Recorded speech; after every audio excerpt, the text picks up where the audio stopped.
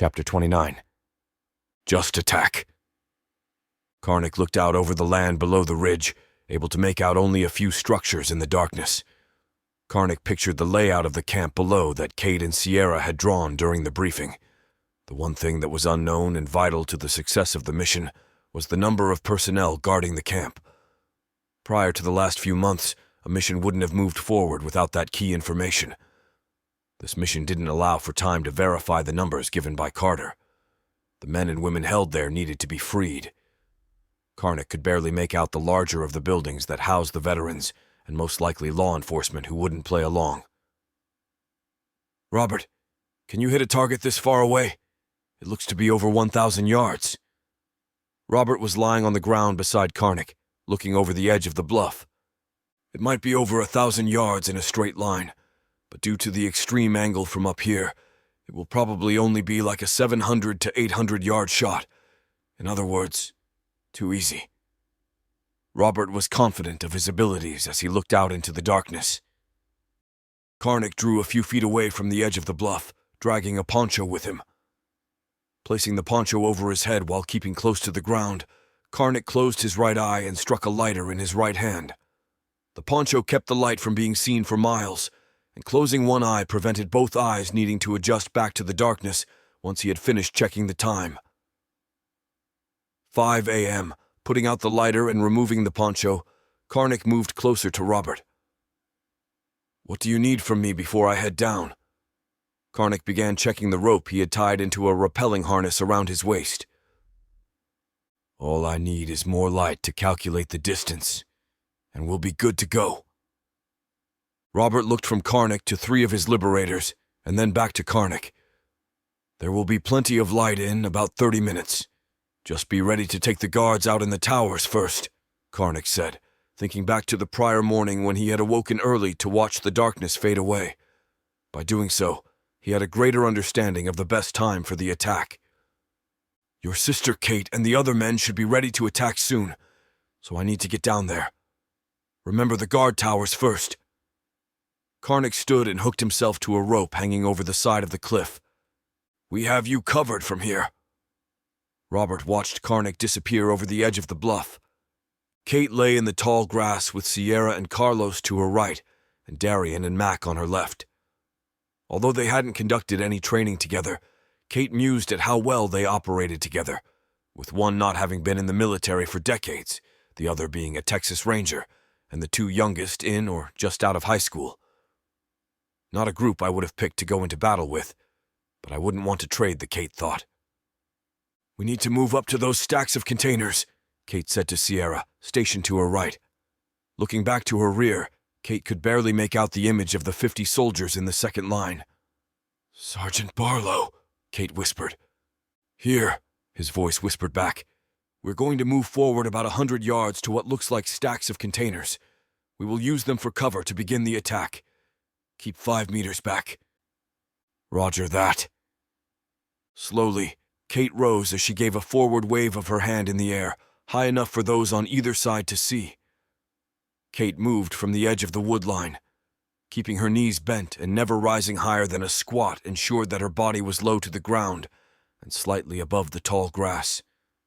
Looking to the left and then to the right as far down the line as she could see, which was only 4 or 5 soldiers down out of the 50 in the line due to the dim light, they followed her lead through the tall grass. Every step splashed them with morning dew from the grass, soaking their clothing and gear. Sierra had chosen to wear an old pair of BDU pants for this operation, rather than her normal cut-off shorts and flannel shirt. Halfway across the field and soaked from the dew, she began rethinking that decision. At one point, the thought of following behind Carlos had crossed her mind, knowing just how little water he would leave behind due to his size. But she knew that wouldn't be the best thing to do, so she kept moving forward, keeping proper spacing between Kate on her left and Carlos on her right. At about every 6th step, Sierra felt the grass vanish to be replaced with soft dirt under her feet, each time happy to have the relief as water began making its way through her pants, running down her legs and into her boots. The closer she came to the containers, the less she saw of the buildings making up the camp. Seeing Kate begin to straighten up and walk, Sierra did the same, ensuring that she didn't rise higher than the stack of containers in front of her.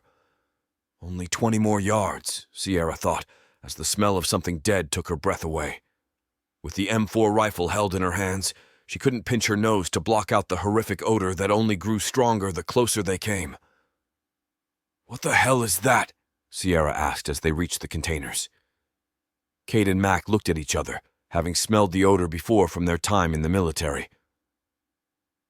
"I don't think these are supply containers," Mac whispered to Kate, who didn't want to stop and investigate. "Never mind, it's almost time, and we need to be ready. Find some cover and be ready to fire.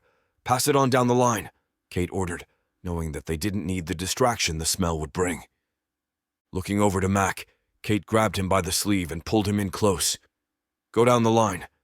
If anyone recognizes the smell, then get them back on the objective. We can't afford to have that kind of distraction. The others are depending on us to draw fire." Mac understood just what Kate was saying. Without a word, Mac moved down the line as Kate had ordered. After the arrival of the second group, Kate made sure the men and women in the firing line were ready. She checked to ensure that they had the best cover that could be found to shield them from incoming gunfire. A great deal of gunfire. That is our purpose, Kate thought, as she made her way back to Sierra, Darian, and Carlos. Kate knew the mission depended on them drawing the attention of the camp, and that meant men with rifles. She just hoped that once the firing began, Karnak and his men moved in quickly from the other side, and that the men in the tunnels were able to find their way here. Kate hated having so many moving parts to a plan. "Sierra, help me with the poncho," Kate said, seeing Sierra trying to mess with one of the containers. Sierra walked over to Kate, who had squatted down to the ground with a lighter in one hand and a poncho in the other. Sierra knew just what Kate was asking her to do. Slinging her rifle as she came closer and taking the poncho from Kate, Sierra opened it up wide and draped it over Kate. Holding the poncho, Sierra heard the strike of a lighter and then Kate's voice. 0530. We open fire in 5 minutes. Amazed by the smooth ride down the underground highway, Bellamy thought of what it must have taken to create such a complex. He could almost feel the earth above wanting to crush them, but helpless to do so. More than once, he watched lights that were spaced out along the ceiling, about every 200 feet trail off down other tunnels, and every mile along the side seemed to be more docking bays for semis to load and offload. Bellamy noticed that a few had personnel doing just that very thing, as if it was just another workday. This is definitely not one of my typical days, Bellamy thought, as images of the last decade began flooding his thoughts. Watching TV, planting his garden, mowing the lawn, watching more TV, and sitting around thinking about the life of adventure he had once had.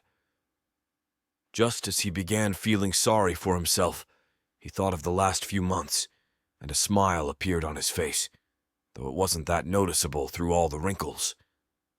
His body hurt, and he was nowhere as strong as he once was, but he hadn't felt so alive since the Great War. Raising his wrist to check the time, Bellamy asked, "How long until we arrive?" The driver thought for just a second as he looked at the clock on the dash that showed 5:34 a.m., a few minutes. "Make it 3.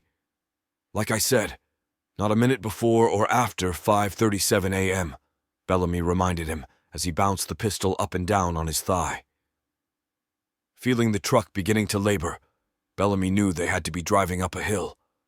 Understanding that they were in a man-made underground highway, the builders wouldn't have just constructed random hills. Bellamy knew they were heading up to the exit. The thought caused his body to energize as adrenaline surged through his old veins. With the rope untied from around his waist, Karnak dropped it to the ground and reached for his rifle slung across his back. Checking that the safety hadn't been disengaged, he made his way along the base of the bluff to where almost 400 men and women sat in the darkness, waiting for him to give the order to advance. Moving was difficult due to the darkness and thick brush, and Karnak began to wonder if he would make it in time. In the darkness, pushing forward every few feet, felt as though only inches had been gained. Karnak could almost hear the minute hand of his watch ticking off as if it were the second hand.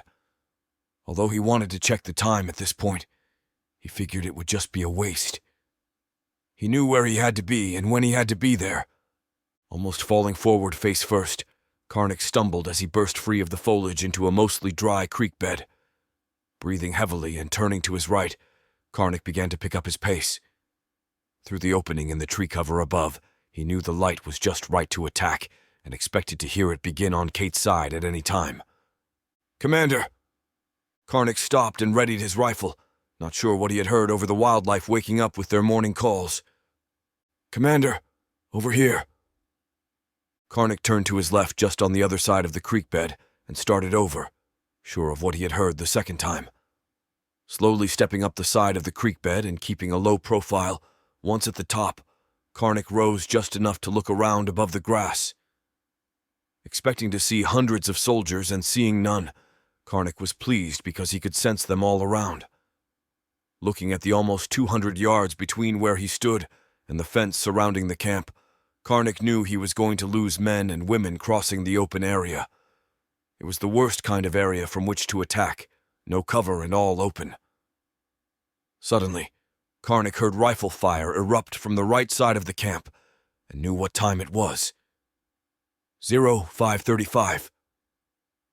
Looking down as a hand tapped him on the leg, he spotted one of his soldiers, though he couldn't make out who it was as he asked, "Commander, what are your orders?"